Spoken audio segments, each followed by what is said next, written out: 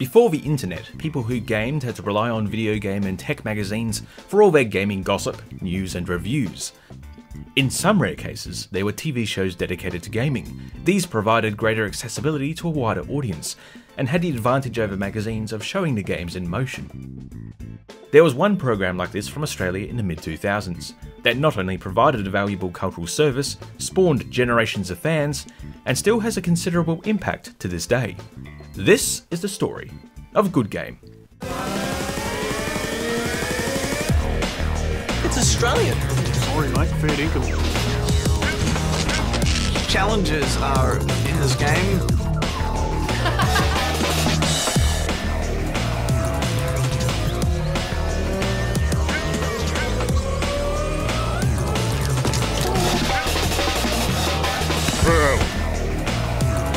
I've got a puppet show tomorrow.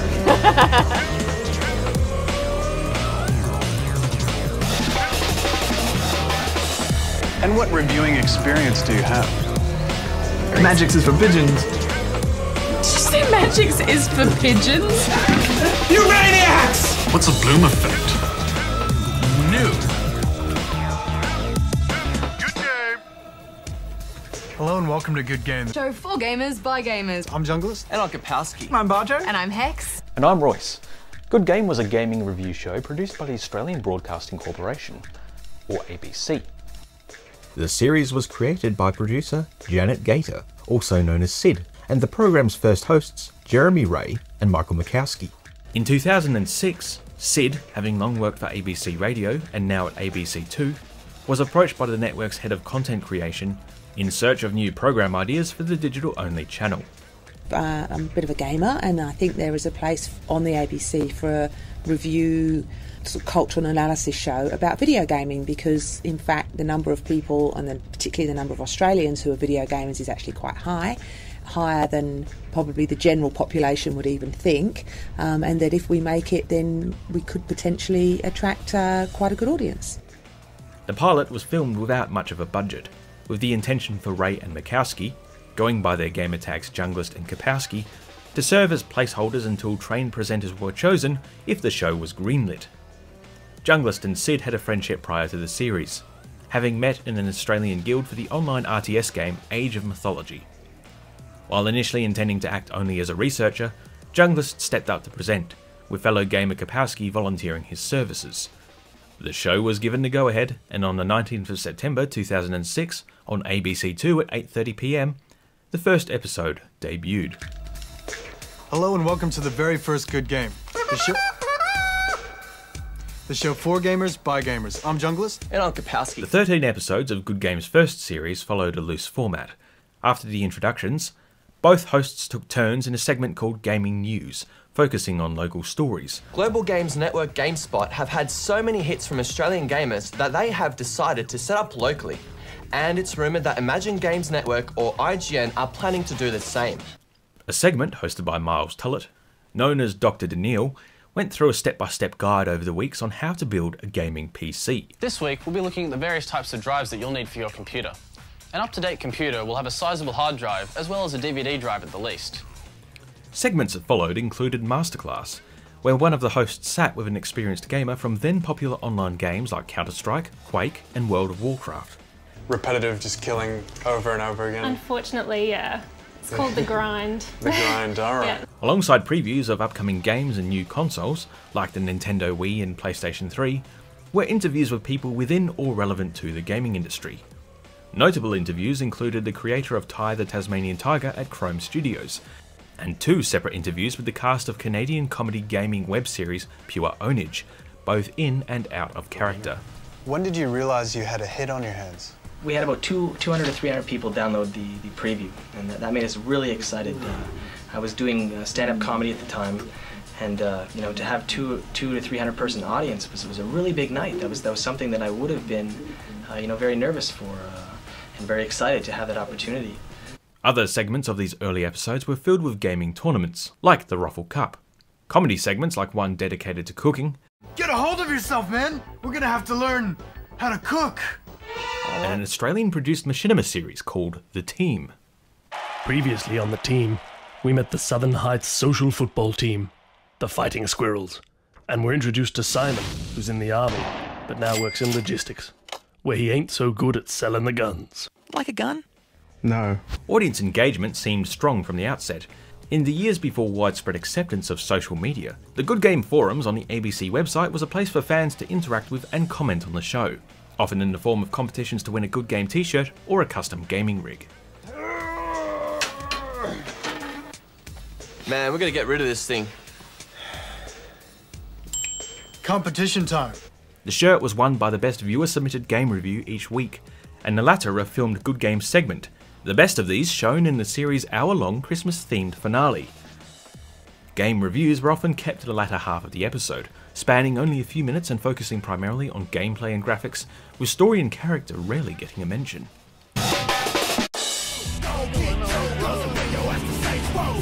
In this game, you're a gangster. You run around the streets of Stillwater. You run drugs, pimp hoes, rob businessmen, all the healthy activities a young man should do in his prime. The objective of the game is to take over the city with your gang, the Saints. Now you might say, this sounds a lot like GTA San Andreas. Well, you'd be right. The game borrows heavily from the proven GTA formula. The question is that a bad thing? Now yo, listen up. Graphics, aim, and movement have all been improved in this game. But let's face it, that's what you'd expect from a next-gen console game. Now, the two main areas where this game has really excelled is player, customization, and multiplayer. When you create your character, you've got like 5 different settings for the shape of your forehead. You've got heaps of customization options. Once you're in game, you can buy new clothes and pimp up your car. One thing that surprised me about this game was the plot. I liked it. The voice acting, cutscenes, soundtrack, it's all pretty good. There's a lot of emphasis on turf wars and gang-on-gang warfare. Hey, what's up? Sorry about the mess. Billy here thought it'd be a good idea to skim off the top, and well, let's just say he was wrong. The good thing about this game is that you know what you're getting. If you never got into GTA, maybe it wasn't your thing, then this isn't the game for you. But if you're an old-school GTA fan, it's more of what you like in the single player, plus the multiplayer aspect gives it tremendous replay value. Is it enough to go out and buy a 360? Probably not. But if you're going to buy one anyway, and you like the GTA genre, then you will have fun with this game. Another element exclusive to the first series was a third in-studio cast member, a yellow monkey puppet known as Peanuts, who would offer gaming tips or cheats between the larger segments. Psst. Gamers! Wanna know how I beat Kapowski every time? In Age of Empires 3? Type in tuck, tuck, tuck in the chat window, and you'll get a monster truck! Hey man, how'd you get a truck? Where's the button for truck? The character quickly grated upon viewers, and a poll on the Good Game website was set up to determine whether or not the character was booted from the show. Peanuts made rare appearances for the rest of the series, before his demise in the form of an animation in the series finale. Pink one? That's new! Terrorists win! Good game! There's no batteries. Now, I didn't start to watch Good Game until about 2009, so taking a look at Series 1 for the first time, I wasn't quite sure what to expect. I guess I expected to find a show that was radically different from the one I was familiar with, but as I began to watch, I kind of realised the show remained the same throughout its entire run, at least in terms of presentation style, the format and structure. You could take a look at Episode 1 of Series 1 and Episode 1 of Series 8 and recognise it was still the same show, which says to me they knew what they wanted the show to be very early on and were able to achieve it with the budget and the resources that they had. Either that or the budget and resources they had kind of prevented them from doing anything too extravagant, so they found a format which worked for them, which they were able to replicate every single week. The set for Series 1 is absolutely tiny. It is a bit weird to see both hosts crammed together on the same couch, but they try to make the most of the space they have. It's almost like they try to pass it off as a working environment. They have a console gaming area, they have a computer gaming area. It sort of brings to mind old gaming nooks or gaming rooms that I might have had or friends might have had back in the day. I wonder if that's what helped endear itself to a gaming audience, who might have tuned into this show expecting something highly polished and, as a result, inauthentic, only to find a show that kind of reflected a gaming reality they were familiar with, whether it be the set or the hosts themselves. It's funny in this age of long-form video review and analysis where people can just spend hours talking about video games online, that a 28-minute TV show sort of feels like it's struggling, especially in Series 1, to fill that runtime. The animations and the machinima, while it does feel like they're showcasing local artists, it also feels like they're really just padding the runtime and trying to reach that 28-minute deadline. And that they spend so little time on the reviews when, in future, those reviews were one of the main draws of the program. It is quite strange. So I'd heard about Peanuts over the years, how he was considered to be so annoying they got rid of him after only a few episodes, but I went in with an open mind. But nothing quite prepared me for just how annoying the character actually was. He is voiced by Kapowski, which I didn't notice at first, but going back and taking a listen, you can hear it. And I kind of wonder if he was engineered to be annoying, because the alternative is someone came up with the idea of this character, expecting him to become the beloved mascot of the show, only to find out people absolutely hated his guts. So, not to get conspiratorial, but if he was designed to be annoying, it might have been used to drum up audience engagement because, well, I mean, I have to hope it is, because the alternative is rough for whoever came up with the character. Some of the, say, higher up the chain people than myself aren't necessarily gamers. And so I would say, and I think they're right, that, you know, we are after all on the ABC, and the ABC is available to every Australian in the country. It is beholden on us to make our show accessible to everybody. I think of it as walking a bit of a line. You know, there we've got our gamers, they are our core audience. But if you are flicking through the channels and you happen to come across Good Game, I don't want to make it so unintelligible that you think, what on earth is this foreign language film? For me, I think of Top Gear, but I can't tell you what car I drive. It's a white one. The fact that the show's about cars is neither here nor there. So for us, whatever that Top Gear magic is, we try and incorporate a little bit of that in the mix, so that if you've got your gamer sitting on the lounge, here's the show for them, and a non-gaming family member sitting with them, that person isn't going to want to stick pins in their eyes rather than watch the show. Good Game! Series 1 of Good Game was a success, and Series 2 was set to begin in 2007. When the show returned in March, something was a little different. Hello and welcome to Good Game, the show for gamers, by gamers. I'm Junglist. Next week we'll be back with a new presenter and all the news, reviews, and latest in the world of gaming. Until then, let's have a look at some choice moments from Series 1. Kapowski had announced his resignation via the Good Game forum on the 14th of February. His replacement was announced a few weeks later on the 7th of March, and debuted in the second episode of Series 2.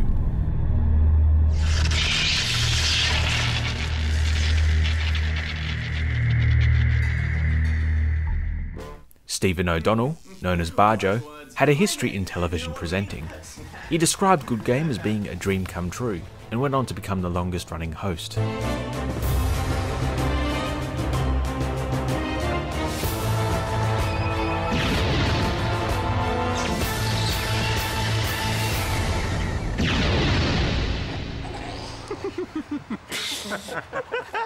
The show even marked his arrival with the replacement of Kapowski's silhouette in the opening titles. Hello and welcome to Good Game, the show for gamers, by gamers. I'm Junglist. And I'm Bajo. The PS3 has finally hit our shores, and we go hand to hand with the launch title, Resistance: Fall of Man. Alongside the new host, Series 2 saw minor changes to the program. The set now appeared to be more spacious, with the hosts no longer spending segments cramped together on the same couch. Although a low-angle shot in episode 2 seemed to show the studio was indeed confined to a small room. Dr. Daniil returned with a segment called Ask the Doc, which gave general tech advice. Hey guys, a common question that comes up on the forums time and time again is how to get a better frame rate out of your game. And new presenter Matthew Lee, going by the handle Aya, hosted So You Think You Can Game, a segment similar to Series 1's Masterclass, giving tips and tricks for complicated games. Rather than using a torque bow and the sniper rifle, is try and take down General Ram by frag tagging him.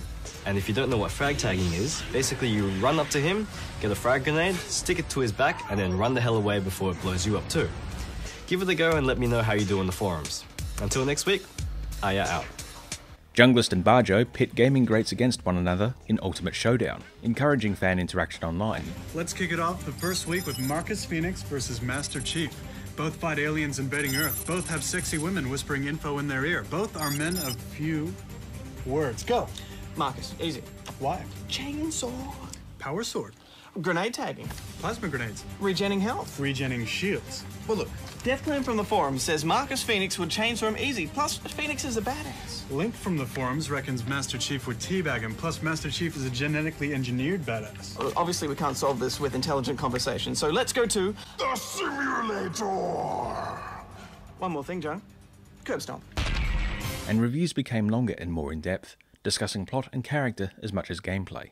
The program also managed to bag a few more high-profile guests, most notably Hideo Kojima, developer and creator of the Metal Gear series. I think I would like to make MGS4 my last one. However, that does not mean I'm not going to do Metal Gear Solid series anymore. In the future, I would like to kind of step up as a producer and make my young bloods, my young staffs, go on to create their own Metal Gear, and that's one of my wish. Series 2 finished on the 12th of June, with a series of competitions between Bajo and Junglist. This was to determine who would get to visit that year's Electronics Entertainment Expo, otherwise known as E3, the honour going to Junglist. The episode also featured some of their favourite moments from the series, and finished off with their glitches, a blooper reel. Hello and welcome to Good Game, the show for gamers, by gamers. I'm Dodger. Dodger about the Take Destroyer. I don't remember who I am. We should start again. Got it? Yeah. Try it again. Oh, hello and welcome to Pooh. Smelly Pooh, Invisible Pooh, Mr. Pooh, Senator Pooh.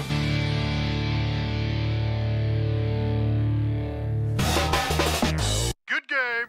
Series 3 returned on the 25th of September, with new opening credits and a set bathed in more colour than the first two series combined.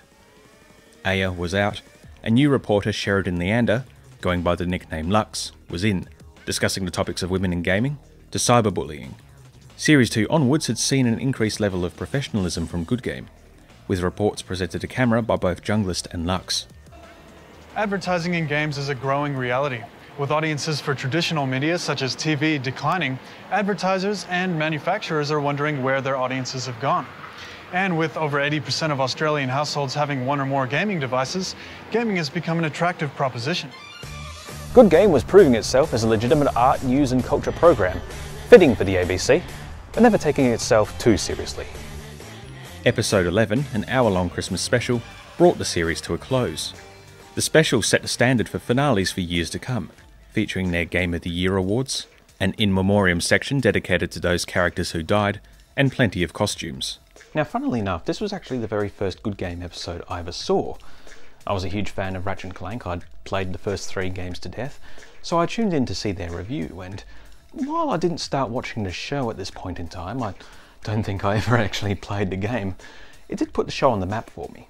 Good Game returned for Series 4 in 2008, with more opportunities for fans and aspiring game developers, continuing the sense of community and interaction with the fan base. Now, you've proven how creative you can be with our competitions in the past. This year, we're going to take it to a whole new level. Over the next few weeks, we'll be announcing a new project in which you, all of you, can help us make our very own game. We'll be asking you for concepts, artwork, level design, names, just about anything you can think of that goes into making a good game. News primarily focused on gaming within Australia, from inflated prices compared to overseas markets. With games, the situation globally is one of differential pricing, that depending on what region and market you're in will determine what you pay. And it seems that in Australia we're actually paying, top whack for games compared to comparable markets such as the US and Europe. And the only good reason for this seems to be that we're prepared, one, they can get away with it, and two, gamers here are prepared to pay for it. And a story on local developers like Orange Studios forced into voluntary administration thanks to flagging international sales of their RPG Fury. Meanwhile, the government refused to budge and allow an R18 plus rating for video games, which saw many refused classification or publishers taking up self-censorship. This issue in particular remained prominent in Good Game's reporting until the eventual passing of the R18 rating in 2013. A later report also examined the positive effects gaming could have, with a story on how some games were used as therapy for children in hospital. Comedy segments included the animation Gamer Tonight, voices provided by Aaron Hansen, known online as Ego Raptor. Don't get smart with me, kid. I have a master's degree in video gaming history. Wait, what? You just made that up! No, I didn't. You're just jealous of my awesome skills. And live-action sketches of Bajo and Junglist performing as cavemen. Underling! What's wrong? It's my tool. No matter what I do, I cannot get clean. I try washing it. I try blowing on it. I even try praying to gods. But still, it stayed dirty and sticky. Episode 8 featured an interesting opening, the sort you might expect from this kind of program at this point in time. G'day, gamers! Good Game is the show for gamers, by gamers. I'm Bajo. And I'm Junglist. This week, strap yourself in for a rocket pumping group fest of gamage, and we've got so many games we're gonna rip the lid off it. That's so right, Bajo. We'll be taking a lesson in vocabulary. Gamer style! Bloom effects, anti-aliasing, emergent gameplay, these and other wanky gaming terms explained. But first, gamers, time for the news. Better?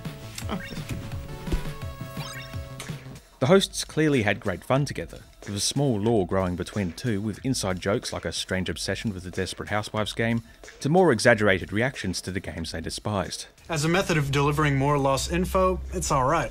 As a game, it's 5 hours of my life I want back. I'm giving it 2 out of 10 unimpressed rubber chickens. Matter of fact, give me the game. Give it here.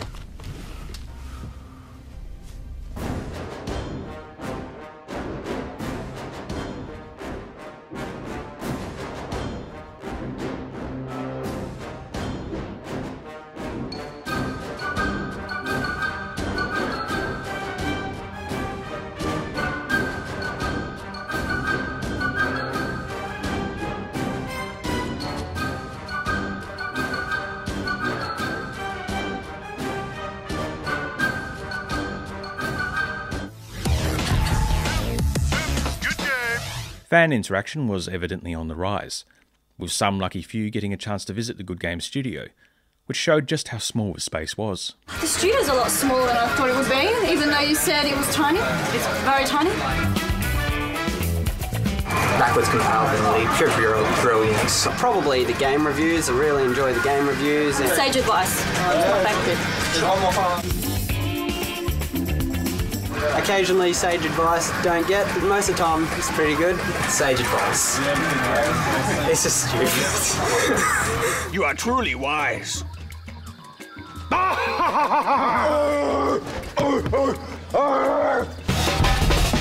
Good game. One feature on younger fans would set the stage for a future spin-off, but more on that later. Some credits even featured viewer-submitted fan art from competitions run in the forums.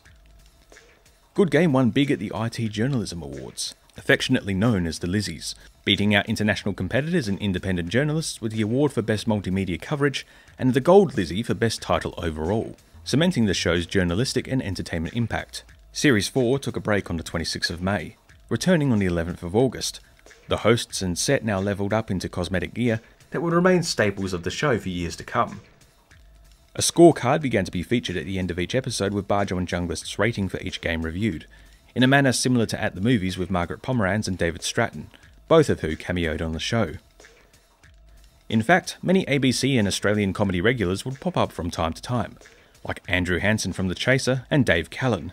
Another new segment that had been added for Series 4 was Backwards Compatible, where the hosts took turns presenting to camera the histories of notable figures in the games industry, genres of games, features, and more. Series 4's finale, airing on the 24th of November 2008, took a break from convention, running for the standard time of 28 minutes, with Junglist and Bajo challenging themselves to speed review as many games as possible. Good Game returned for Series 5 on the 9th of February 2009, the show finally in a format I recognised. Hello and welcome to Good Game, the show for gamers, by gamers, and our very first episode for the year. I'm Junglist. And I'm Bajo. New opening titles, new chairs, kind of. And for the first time, ladies and gentlemen, your one and only source of federally funded fragging will be running all year. Episode 1 featured a roundup of games they played over the break, as they explored great moments in gaming in a new recurring segment for the show. Good game. This week's great moment in gaming goes to drawing the Master Sword for the first time in The Legend of Zelda: Ocarina of Time. It was the moment Zelda fans had been waiting for, and the Nintendo 64 hardware was finally capable of giving. the chance to play a 3D adult version of the legendary Link. New reporter Tracy Lean, known by her gamertag Ray, explored the artistic side of gaming, from cosplay to fan art, and the serious side like the women who forged a path in the industry. As a young woman starting to work in the games industry, I hear a lot about how hard it can be to make it in what is still a male-dominated field. But is being a chick really still that big a deal? We had a chance to speak with 3 amazing women owning a living in gaming. Pro gamer Eileen Bell, games journo Vanessa Morgan, and game developer Siobhan Reddy to find out what it's really like for ladies working in games. Fan interactions increased as Good Game requested viewers submitted stories for a Good Game book. Now, we're writing a book, The Good Game Gamer's Guide to Good Gaming, and whilst our contributions are nothing short of literary genius, we'd like your help as well. We're looking for your favorite gaming memories, your RAM, in 60 words or less, and the best will get in the book. An Ask Good Game segment where, similar to Dr. Daniil and Aya back in Series 2, Junglist and Bajo answered viewer questions on gaming. It was around this point I began to watch Good Game properly, and I remember their review of the game Infamous inspired me to keep watching and even make this little animation, even if I never got around to playing that game either. But it was like the floodgates of gaming knowledge had opened for me just with that first episode, as they discussed the history of the Monkey Island series, complete with a Peanuts cameo, and the cursed console of a Nintendo Virtual Boy. Oh, hacks! Revisiting these episodes brought up so many memories, moments that stood out as informative, like the comments about the efforts of level design. So can you tell me the difference between working on a AAA title and working on a small casual game? If you work in a large developer or in a large studio, you're going to have, I don't know, between 30 and 500 people all working on the same game. And so, you know, one of 450 people isn't going to get to make much of an impact on how the game plays. They're going to probably work on modeling a cart that sits somewhere in the background that nobody ever actually looks at. To skits and even their haiku review, which I think I just assumed was the norm for the program. Motorcycle Man. Looks 3D on 2D plane, lots of obstacles. Limited controls, only which way you lean, and acceleration.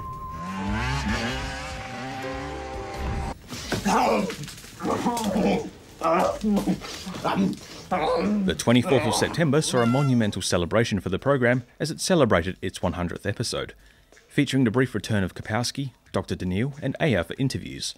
Congratulations from game devs, actors, Happy 100 episodes, good game! Woohoo! Here's to 200! Waha! and the revenge of pure ownage.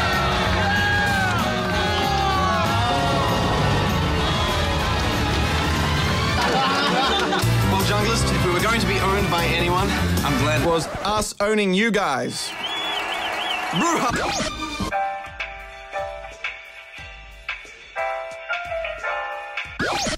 Congratulations, Good Game, on your 100th episode. Good job. It's a pretty big number. Yeah, it's pretty big. Too bad they're cheaters. The hackers, stuff like that. Yeah. What do you think? Power Glove? Yeah, I think it's Power Glove time, Kyle.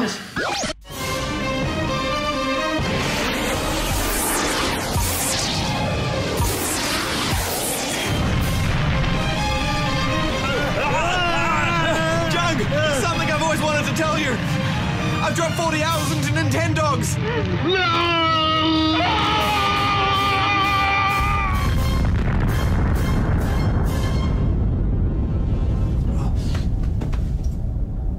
They finally did it.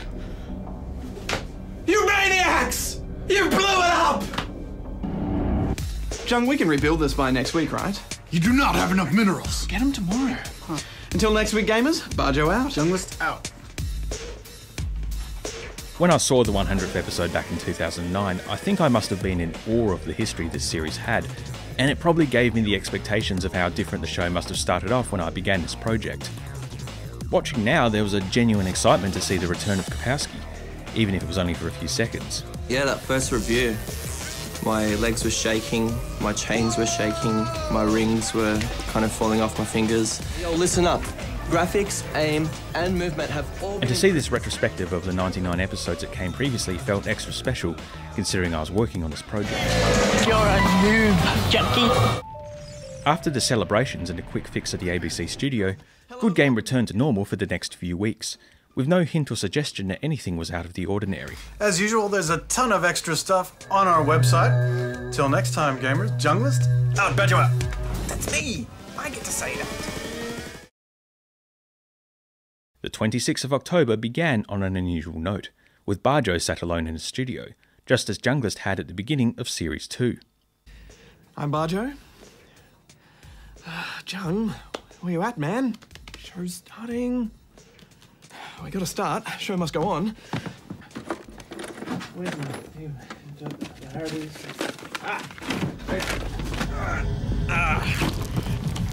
The random character generator of 1,000 characters. All right, here we go. That's gonna get annoying. Oh. You're such a noob, Bajo. Somehow I don't think our opinions will be diverse enough. Whoa!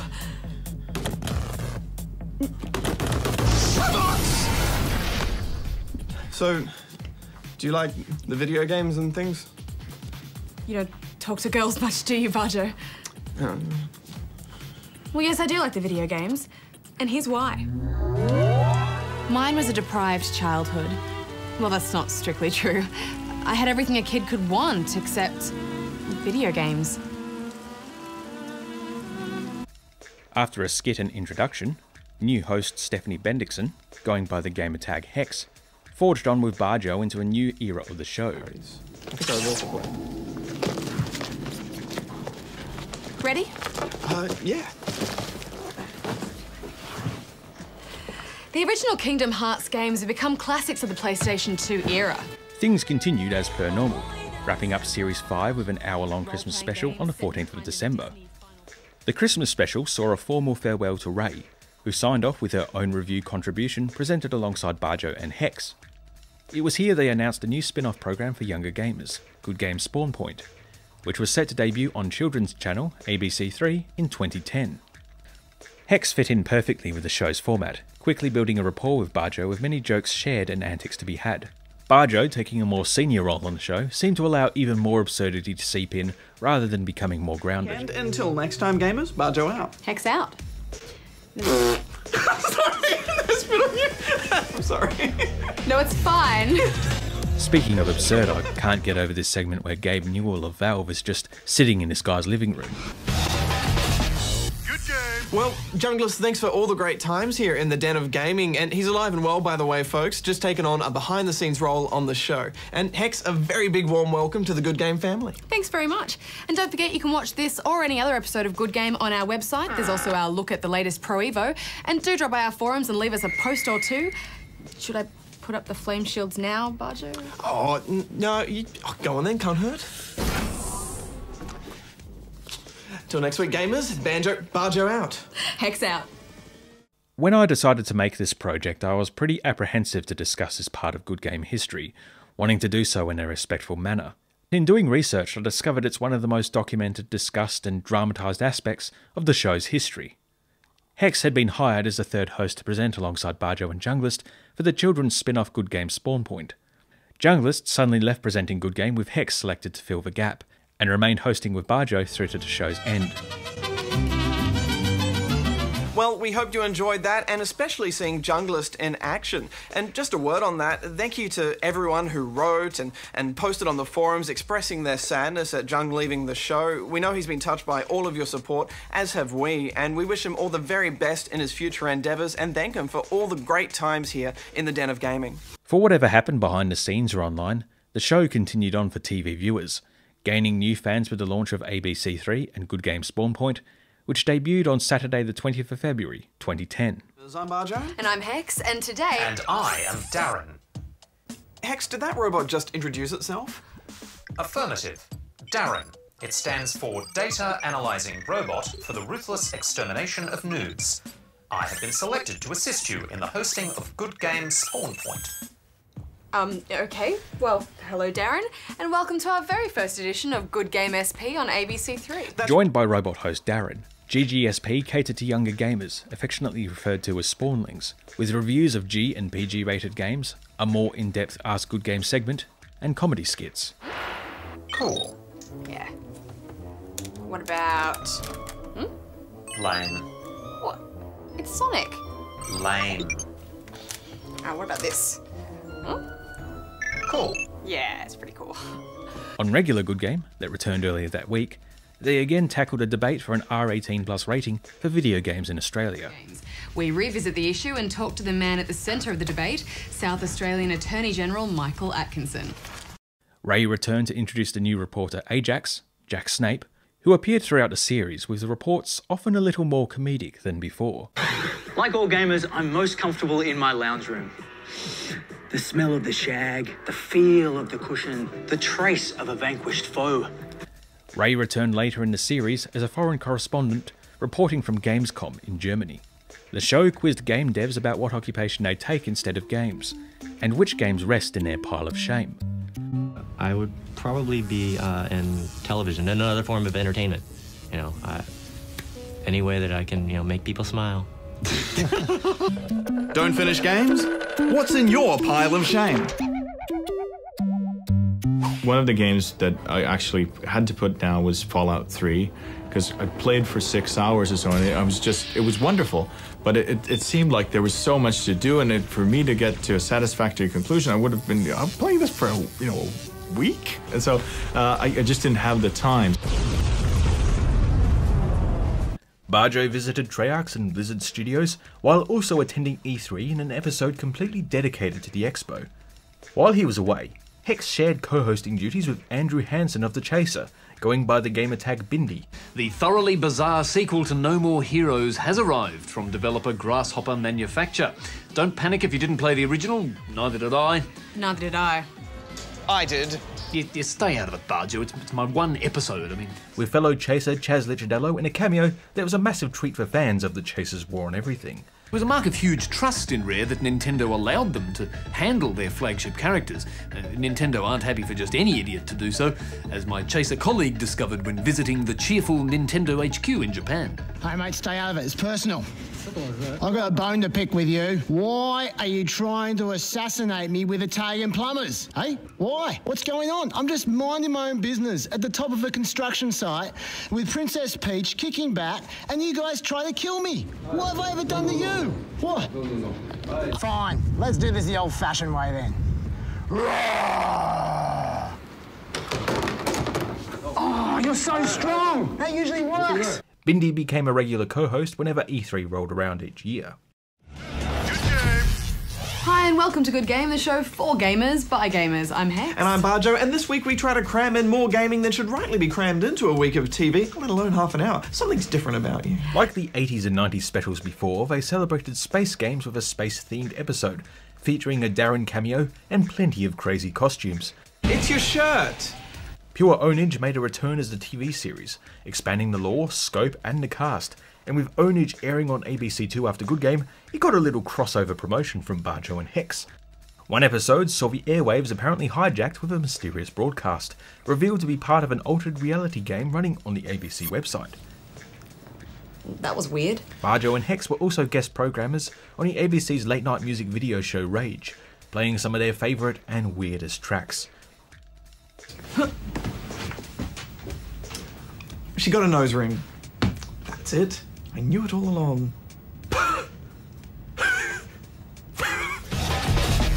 It was competition time once again, as GG had a zombie statue from Dead Rising 2, nicknamed Brian, up for grabs, the winner chosen by producing the best zombie short film. Brian. With the main show, GGSP, a Rage guest spot, a book, and an increased social media presence, the show was quickly growing beyond its humble beginnings to have a greater impact and wider reach. The show continued into 2011, building upon its audience as gaming became more accessible and socially acceptable, Good Game no doubt playing a part in it becoming so. The later Good Game live shows provided opportunities for fans to see the show live on stage, and Bajo and Hex visited conventions across the country. 2011 saw the introduction of another new reporter, Gus Ronald, gamertag Goose, replacing Ajax and almost becoming like a third host, or rather a fourth host, lest I upset Darren. Thanks guys, great to finally be here in the den of gaming. Welcome Goose, I'm glad you passed the initiation ceremony. Untangle the cables. We have some more questions for you though. Firstly, how did you get the name Goose and how long have you been a gamer? Well, guys, I've been a gamer for as long as I can remember. I used to go to my best mate's house to play the old Nintendo, and our favourite game was Top Gun. I was a bit of a maverick myself, so I went with the nickname Goose. Don't get it. While the show didn't change too much throughout its run, one thing that it did chronicle was the changing landscape of gaming, and the attitudes towards it. Good Game acts as a kind of time capsule for gaming history from the mid-2000s. From featuring Peter Jackson in his Halo movie that never was. I think that we're right on the threshold of being able to design a new way to tell stories. To the rise and fall of motion-controlled gaming. But I find the tech really exciting. You know, I think it's an exciting device, but I just don't. There's nothing exciting to use it with yet. I think it looks a bit wacky too. I feel like 10 years on, this is going to be one of those gaming devices that we look back and be like, what were they thinking when they came up with that? You know, you know what it reminds you of. Story became such an important component for games.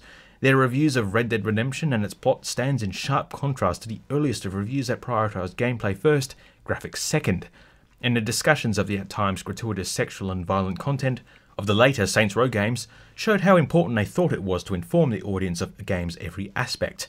A far cry from Series 1 Episode 1, when Junglist and Kapowski dressed in chains and pimp suits and excitedly described a carnage you could take part in. But Hex, we should talk about the giant purple dildo and how this game approaches violence. Yeah, this is a very crude game, and I have to say I really wrestled with my morals on this one and what I consider to be possibly appropriate in a game like this. On one hand, I get the same maniacal joy of being an idiot, running people over and enjoying all that silly humour the same as anyone else. And I also get that this is a particular genre that is about crossing the line, while not taking itself too seriously. However, I can't help but ask myself, what kind of a person is okay with grabbing a woman by the hair and face slamming her into the pavement? Yeah, the stuff you can do to civilians in this game is pretty full on, and the punishment for doing it isn't really that great. The cops turn up, but it's not really much of a threat, and it doesn't feel like a penalty. I'm kind of okay with doing that stuff to the enemies. You know, they're the enemies and it's kind of wacky the way you take them down. I understand that, but civilians, I don't know. I find this violence less affecting than Grand Theft Auto 4, for example, because Grand Theft Auto 4 is so real, but this, it's all wacky, and so it doesn't bother me personally as much. And you do have the choice whether you want to do it in both of these games. That choice is there for you to make. Yeah, but in GTA 4 it's treated like a real crime, whereas here I feel it's just glorified with those special moves. I mean, does that choice even need to be in there? And with that giant purple dildo, I mean, it just feels like lowest common denominator kind of humor. It's not funny. Yeah, it comes down to choice again with that though, because you know, I found personally myself, I used that dildo once and then I didn't like it. It was silly, and so I just went back to the baseball bat and I never used it again. Yeah, but it's still there. I feel like the game is wanting me to use it, and it even pops up again in horde mode, so you can't escape the dildo. And I mean, is this really the direction we want our industry to be going in? I guess it's all about that personal line and where do you draw that line about what offends you and what doesn't. I mean, then you have to, I mean, if we start talking about should this be in the game or not, then we have to say, should we put restrictions on what developers can make, and won't that limit creative freedom? Well, I think it's a bit lofty to call that a creative choice. I mean, isn't it just crude on purpose? But being crude is their creative choice. That's the choice. It may not be one that people like, but it's still their creative choice to do so. All in all, I didn't have a problem with the content in this game, except for one mission where you have to rescue a bunch of prostitutes who are trapped in crates on a boat. You then get the choice to make these prostitutes your own for long-term cash flow, or you can get a quick sell and sell them back to the people you stole them from. And I just thought that mission on its own is quite abhorrent. And on the boat, some of the crates, which are marked by objective markers, actually have fisting machines in them. I mean, come on, that just crossed the line for me. Yeah, I'm so torn with this one, Bajo, and I almost feel hypocritical because there's certain things that I'm absolutely fine doing and other things that I just find completely unacceptable. And, you know, I don't want to be a prude, but some of that sexual and degrading stuff, the game just took it too far, and it really put a dampener on my personal experience. I mean, what's next? Violence against children? Would that be okay in a game like this because it's not meant to be taken seriously and so it gets a free pass? Well, I think we can both agree that this is definitely an adult game that should be played by adults. Yeah, I think we can definitely agree on that. It's this level of maturity I really appreciated on the rewatch, and probably took for granted back then, that the two hosts could sit and have these level-headed discussions with objective and subjective opinions that makes these reviews feel quite modern, even all these years later. The introduction of the R18 classification for games in 2013 meant games could finally be classified when before they would be refused, and allowed consumers to be informed about what they were buying. Despite this, some games like South Park: The Stick of Truth and Saints Row 4 were refused classification and required further censoring from the developers. Some older games like Mortal Kombat 9 finally saw a release in Australia, only Good Game was held back by the limitations of what could be shown on television, having to demonstrate that game's most brutal fatalities with action figures. In our 8:30 time slot, there's not a lot that we can show, but we do want to discuss this in detail. So we've prepared a diorama to demonstrate one of Baraka's more brutal finishes, who in this instance will be played by Wolverine. Baraka, Sector, Round 1, fight! So first, Baraka jabs his blade arm thing into his opponent like so, and then lifts him up like this. And he spins him around like a helicopter. Spins him around like a helicopter. And then he lifts this other arm so that he chops all the individual pieces of his body off one by one, leaving just a bleeding torso, which he then throws on the ground. And there's lots of sort of blood around the place. It's quite violent. Yeah.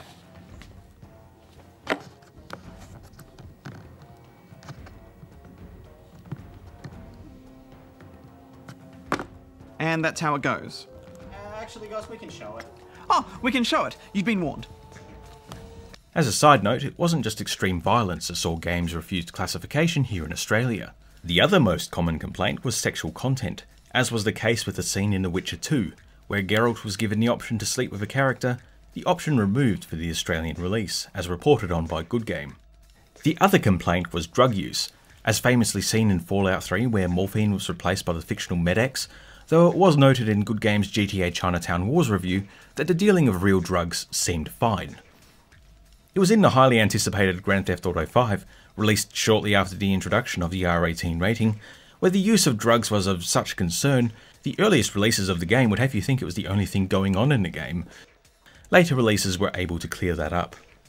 Good Game continuing on over the years, the 2012 series seeing another upgrade to the uniform with black t-shirts, an attempt at the red, and the gradual adoption of a smart casual everyday wear for the hosts, the uniforms eventually done away with entirely. For a few fans, there was fun to be had tracking Hex's hair changes over the years. Bajo even got in on the hair dyeing action, on and off season dyeing it Sonic the Hedgehog blue, but dyeing it back to black before the show returned. Speaking of upgrades, 2014 saw a new opening and a whole new theme, doing away with the original used for the previous 9 series.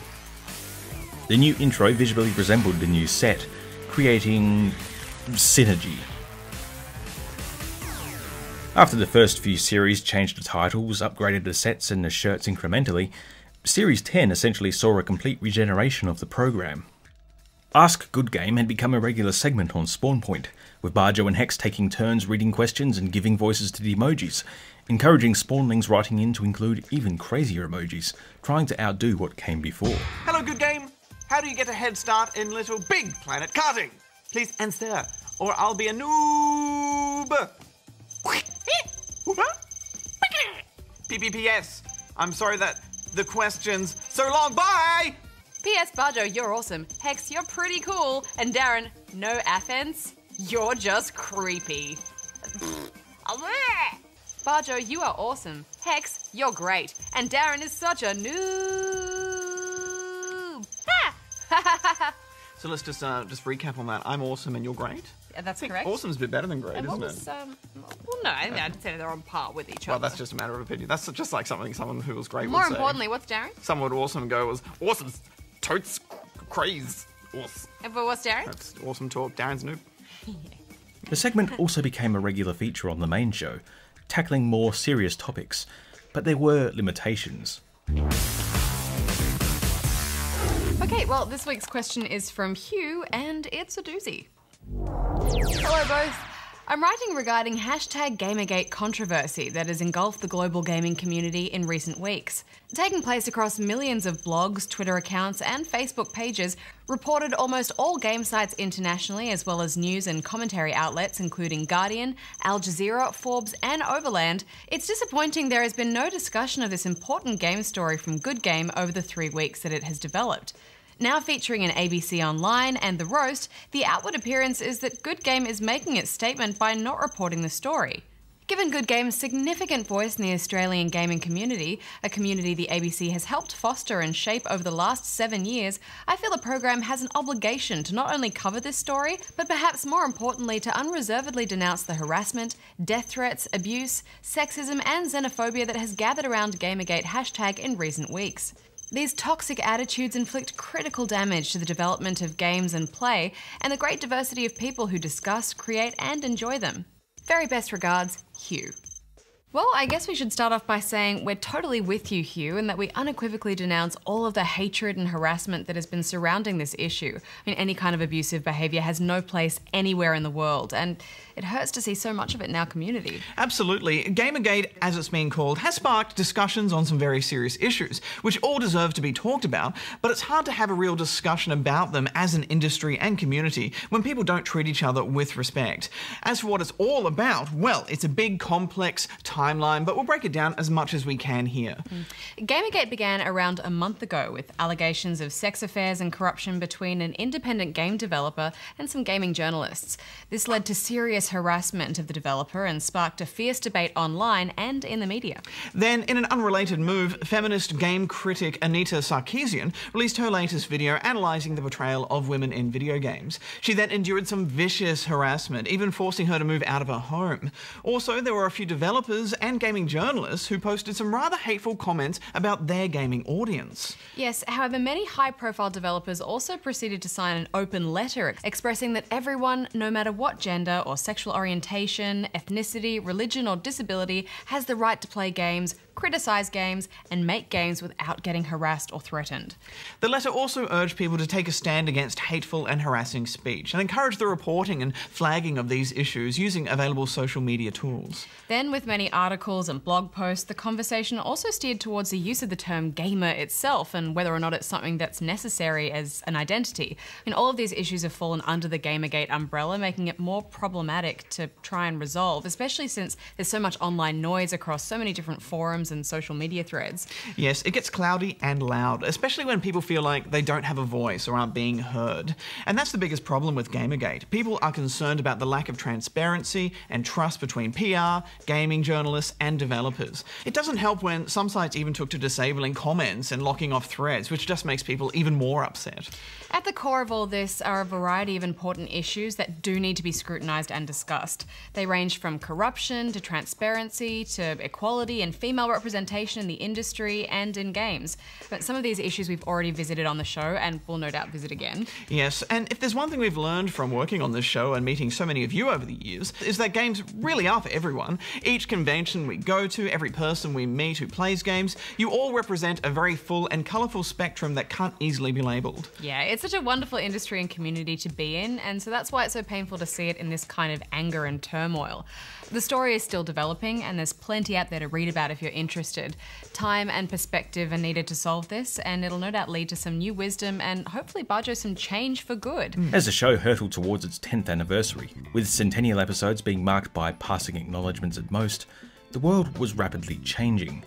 The widespread acceptance of the internet and the rise of Let's Players on platforms like YouTube and Twitch meant consumers could get hands-on first impressions of new games a day or hour of their release, instead of waiting 1 or several weeks for Good Game's review. While a weekly television show did have its shortcomings, it still remained unbiased, with the hosts largely being able to leave their prejudices and preferences at the door, delving into all sorts of games that might not have been to their personal taste, while still giving them a fair shot. The show expanded onto the internet with Good Game Pocket Edition, providing a concise roundup of that week's gaming news and reviews. Pocket, hosted on YouTube and ABC catch-up streaming service iView, was a daily show hosted by Michael Hing, or Hingers, who later went on to host Good Game Well Played, focusing on esports. Australian Counter-Strike Go team Vox Emina has qualified for the ESL 1 Championship. In the last round of the qualifiers, the Aussies took down Danish heavyweights Dignitas 16 games to 13. Pocket was taken over by Nick Richardson, Nick Boy, who I remember as a trusted source I frequently looked to for updates and early looks at new releases. I especially loved the episode with Randy Feltface. Hey, I'm Nick Boy and welcome to Pocket, and today we're checking out the FIFA 16 demo with a very special guest. Let's do this! Hey buddy, did you bring the snacks? No, but I did bring this rubber chicken. Oh yeah, we'll make this work. Sweet. Sounds like you. Excuse me. Well Played was later hosted by Angharad Yeo, Rad, and she, Hingers, but mostly Nick, made their contributions to the main show.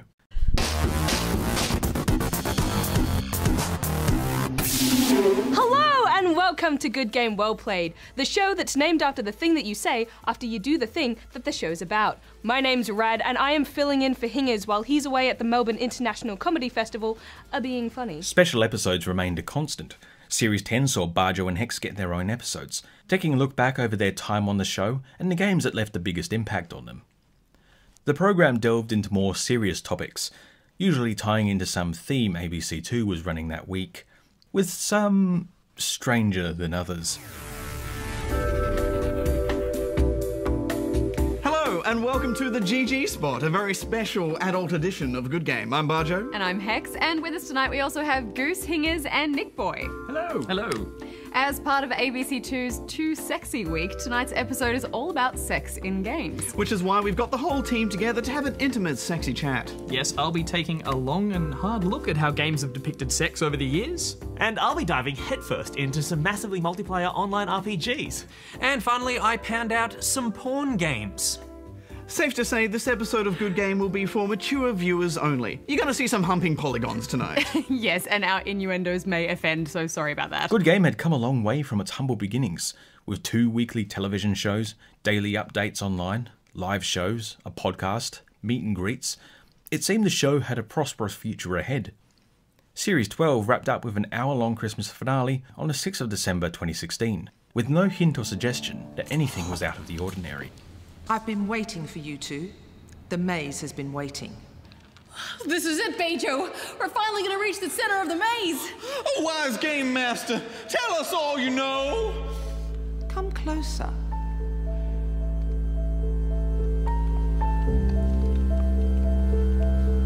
Oh, Bajo, we were almost at the end of the game! Owie, it really hurts, Hex. Send for a doctor! Now that brings us to the end of Good Game for this year. Come on in, guys. Come on in. Yay! Nailed it. My back! Now, this is our last episode of Good Game, but Pocket's still gonna be around for a little bit longer, isn't it? Correctamundo! We'll be on until the 16th of December, or the ABC revoke my pass, whichever one comes first. Excellent. Now, we will be back next year from mid-February with another full year of gaming ahead of us. Thank you so much to everyone who's watched the show this year and who's come to see it at conventions and the comedy festivals. Yours didn't even work! And a big thank you to everyone at the ABC who helps us make our many, many shows. Now, executive producer and creator of Good Game Sidski is leaving after 10 long years, but because she's our boss, she's made a special request, and that is that the entire crew of Good Game join us on the set for the final ep. So come on in, everyone. In you come. She has also one more request, and that's that we sing Merry Christmas. Everyone has to sing. We do. All right. Okay. Well, until next year, Good Game out. 1, 2, 3. We wish you a Merry Christmas. We wish you a Merry Christmas. We wish you a Merry Christmas and a Happy New Year.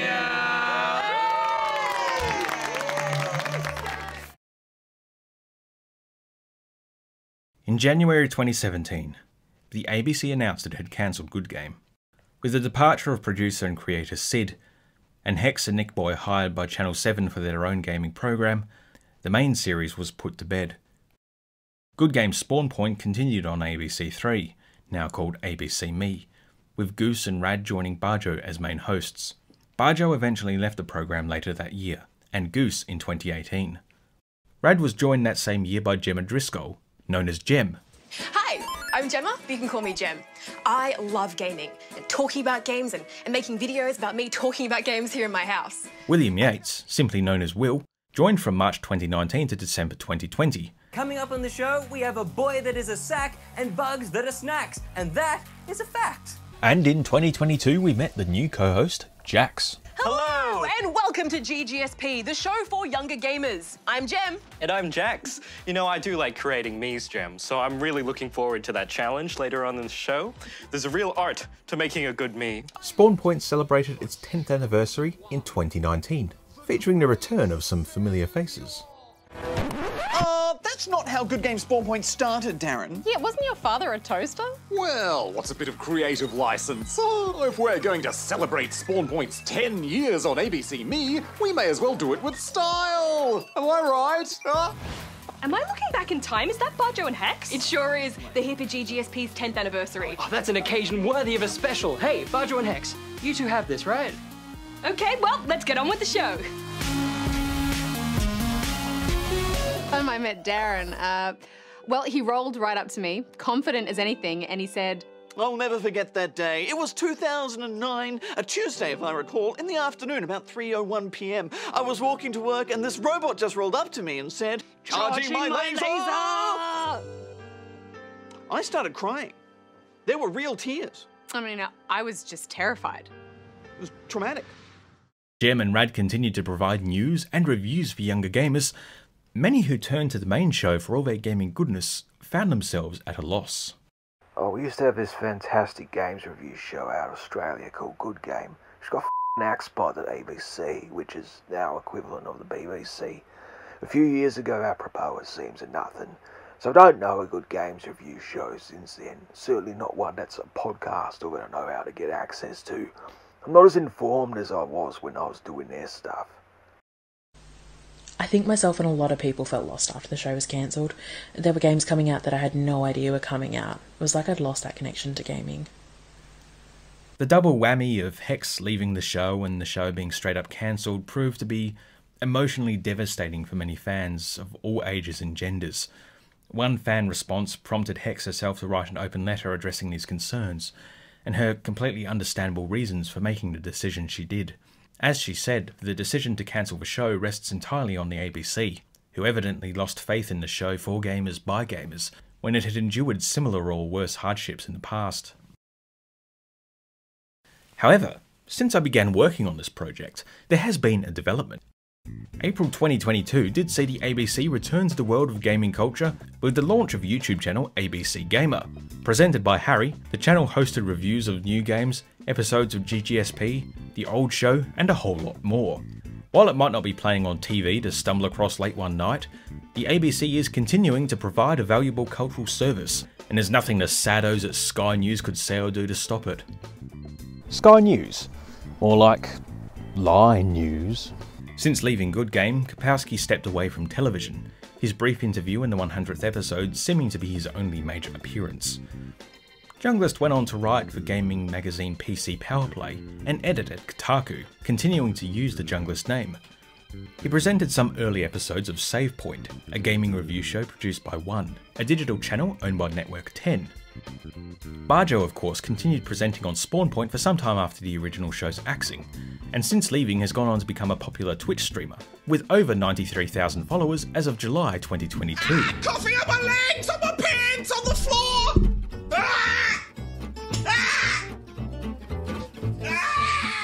Hex joined Nick Boy in presenting Channel 7's Screenplay, which began in June 2017. Bad time slots prevented me from ever being able to catch the show when it was on the air, but the program saw lots of content produced for online, much more casual than Good Game ever was. While Screenplay was cancelled less than a year after it launched, Hex made cameos and had other presenting gigs, such as on National Geographic, Red Bull Racing, and took to Twitch streaming herself, with 37,000 followers as of July 2022. Hex, Nick Boy, Goose, and even Will, along with many others, also present the Twitch series Back Pocket, talking gaming and tech, doing charity work, featuring cute dogs, and much more.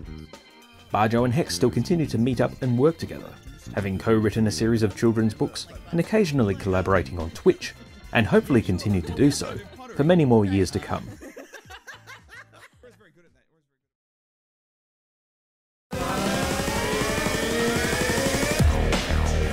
Good Game Spawn Point was a big part of my childhood. I watched the series with my dad, who coincidentally is named Darren, like the robot, and the show gave some really great game suggestions that I had to try out for myself, mainly Minecraft. My favourite part of the show was when Bajo and Hex would answer the fan questions, and it was interesting to see their responses, but also very amusing when they made those silly noises to describe the emoticons.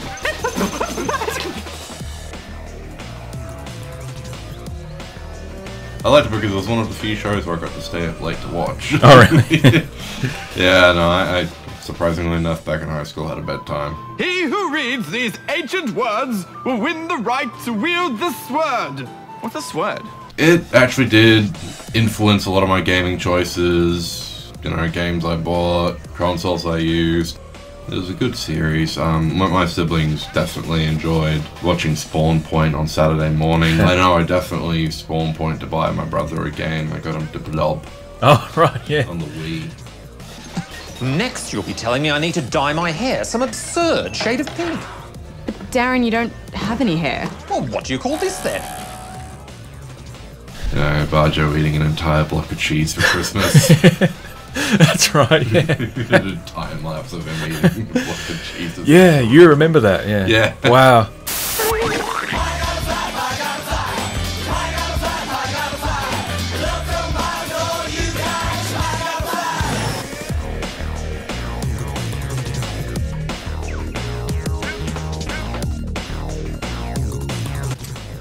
Now, it's my best recollection. Good Game was about games that were, on occasion, quite good. Never watched it. Hey guys, grab your controllers.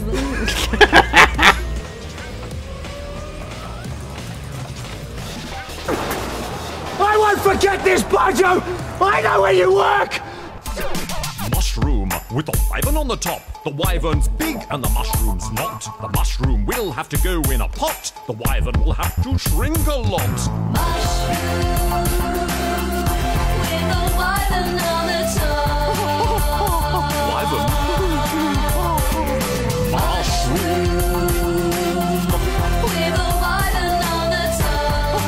I'm getting down. I'm getting down. I'm rapping.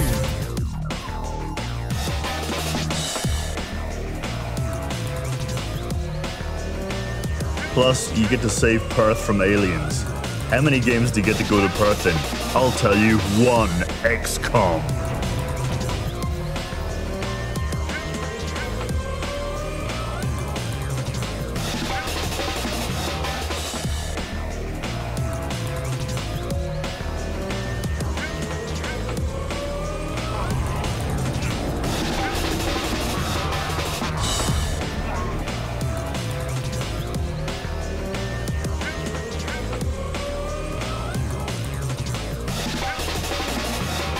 Hello there, Bridget in Toowoomba, Queensland. I grew up in Toowoomba. I had a cow and goats. You did? I did, and they were lovely. We had peacocks as well. They were so pretty. Okay. They all died from diseases. One was attacked by a dog and I watched it get its face ripped off. And it lived for 5 years and then we put it down because it had maggots in its mouth. It was a really horrible time in my life.